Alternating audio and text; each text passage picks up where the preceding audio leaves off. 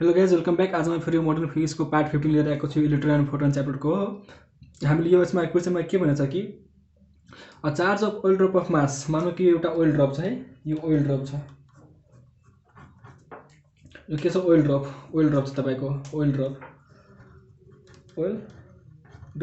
के भन्छ कि a charge oil drop of mass 6 × 10⁻15 kg falls vertically in air with a steady velocity in between two long parallel vertical plates. यो दुईवटा vertical plates भनिदियो तपाईँलाई, यो दुईवटा भर्टिकल प्लेट भनिदियो, यसको बिचमा फल गरिरहेछ। व्हेन द पिडी of 3000 volt is applied the oil between the plates, the drop now falls with a steady velocity at an angle 72.6 degree to the vertical. Calculate the number of electron। अब हेर्नुस्, हामीलाई के भन्दियो कि एउटा अर्को पिडी लगायो, यो पिडी लगाएपछि के भयो कि यो स्टार्टिङमा आइरहेको थियो, अर्को भेलोसिटीले आइरहेको थियो, v1 भेलोसिटीले आइरहेको थियो। मानौँ कि यो भेलोसिटीले आइरहेको थियो, के भइरहेको थियो कि स्टार्टिङमा के भन्छ क्वेसनमा कि स्टेडी भेलोसिटीले आइरहेको थियो, तर एउटा पिडी लगाउने बित्तिकै के भयो, यो भेलोसिटी जुनले आइरहेको थियो नि, यो तल अर्को डिफ्लेक्सन गरिदियो ठिठाले, अनि यो भेलोसिटीले आउन थाल्यो, यसको रिजल्टेन्ट भेलोसिटी यो भयो। अनि मानौँ हामीले यसलाई यस्तो रिजोल्युसन गरिदियो भने के हुन्छ कि जब ओइल ड्रपको भेलोसिटी लागेको हुँदैन भन्दाखेरि, सरी एप्लाइड पिडी हुँदैन, त्यो बेला के हुन्छ कि एउटा भेलोसिटीले झर्छ, मैले v1 मानिदिएँ। जब एप्लाइड पिडी एप्लाई गर्दै त्यो अर्को भेलोसिटीले मानिदिए जान्छ, त्यो v2 मानिदिए। यदि यो दुवैको रिजल्टेन्ट v हो भन्दाखेरि, अब मानौँ कि यो एङ्गल ठिठा बनाइरहेको छ यो भर्टिकलसँग, भन्दाखेरि के जुन साइडमा ठिठा छ त्यो साइडमा के हुन्छ v cos थीटा, अनि जुन साइडमा थीटा छैन भन्दाखेरि के हुन्छ v sin थीटा। म यसो चाहिँ क्लियर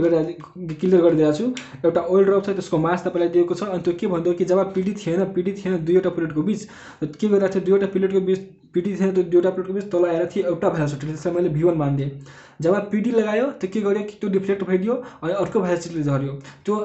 भर्टिकलसँग डिफ्लेक्ट भयो। अनि पिडी लगाएपछि के हुन्छ कि इलेक्ट्रिक फोर्स लाग्छ, अनि त्यसले के आफ्नोतिर खोज्छ पोजिटिभ प्लेटतिर, अनि यो डिफ्लेक्सन गरिदियो। मानौँ कि त्यसको रिजल्टेन्ट भेलोसिटी v छ भने त्यसको हामी रिजोल्युसन गर्छौँ भने के हुन्छ, जुन साइडमा थीटा छ त्यो v cos थीटा, जुन साइडमा थीटा छैन त्यो v sin थीटा भयो। यति भन्दाखेरि के हाम्रो यो क्वेसनमा यस्तो कुरा भनिदियो होइन। अनि हामीलाई यो अच्छी कुरा एउटा के भनेछ कि द प्लेट्स आर कति 5 mm अपार्ट। यो डिस्टेन्स दिएको छ, कति दिएको छ 5 mm अपार्ट भनिदिएछ। यो प्लेट्स आर 5 mm अपार्ट भनिदिएछ। यति कुरा हामीलाई यो क्वेसनले दिएको छ। अब हामीले यो क्वेसनलाई गर्नु पर्यो भन्दा अगाडि के लेख्नु पर्यो, given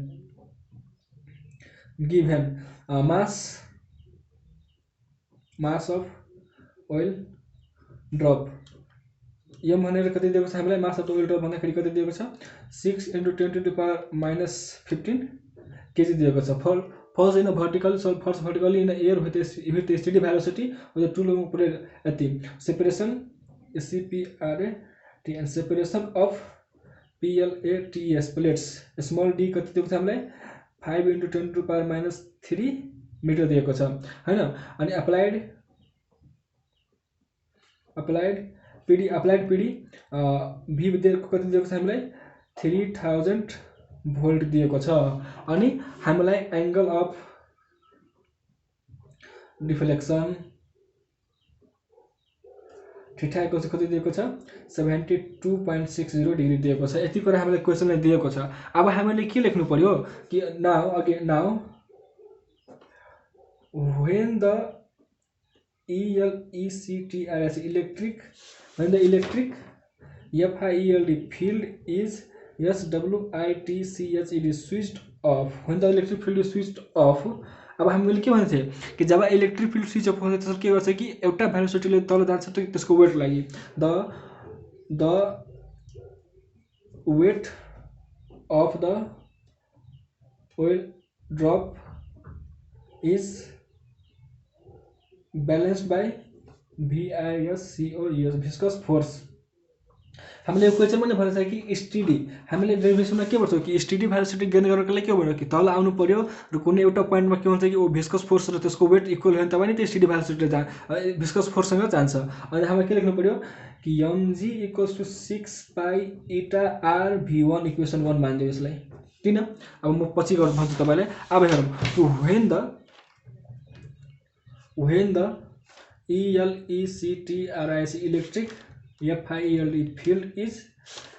SWITCHED switched on, the the electrictrs is the electric force is balanced by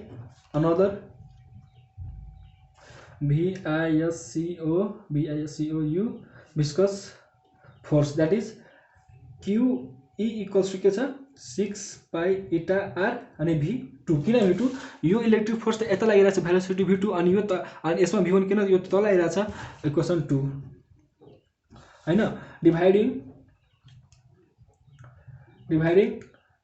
2 by 1 के हुन्छ QE by mg equals to 6 pi eta r v2 by 6 pi eta r v1 यो कट्छ भन्दाखेरि के हुन्छ QE by mg equals to v2 by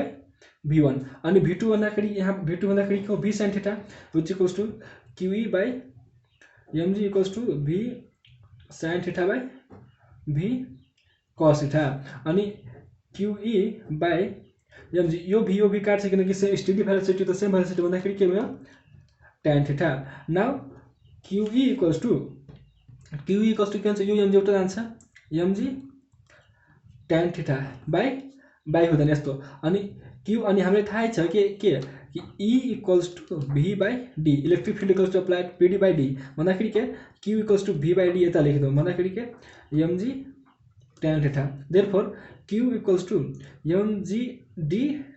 tan theta by v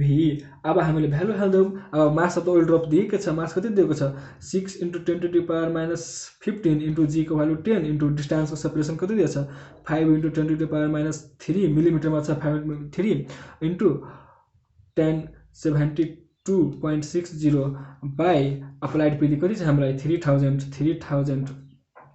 applied PD भन्दाखेरि 3000 छ अब त्यहाँ हामीले भ्यालु हाल्दियौं अनि भ्यालु हालेपछि कति आउँछ हामीलाई हेरौं कति 6 कति छ 6 × 10 to the power -15 * 10 * 5 × 10 to the power -3 * 10 72.60 by 3000 into 3 3000 कति आयो हामीलाई plus two 3.19 * 10 to the power -19 यति आयो हामीलाई यो q को भ्यालु अनि हामी के भन्छ कि calculate the number of electron अनि हामीलाई थाहै छ कि from the quantization of energy q equals to n हुन्छ अनि 3.19 * 10 to the power -19 किन q इक्वल्स टु n हुन्छ हामीले क्वान्टाइजेसन हामीले के पढ्छौं अनि number of electron equals to के हुन्छ 3.19 * 10 to the power -19 1.6 * 10 to the power -19 यो त गयो यो कटिहाल्यो कटिन भन्दाखेरि यो प्लस 10 to the power 0 हुन्छ 0 को पावर 1 हुन्छ अनि 16 3 32 भन्दाखेरि कति 1.9 आउँछ कि कति आउँछ हेरौं 3.19 डिवाइड बाइ 1.6 कति आउँछ 1.99 अनि हामीलाई के सोध्दैछ कि नम्बर केले पनि डेसिमल हुँदैन त्यस इक्वल्स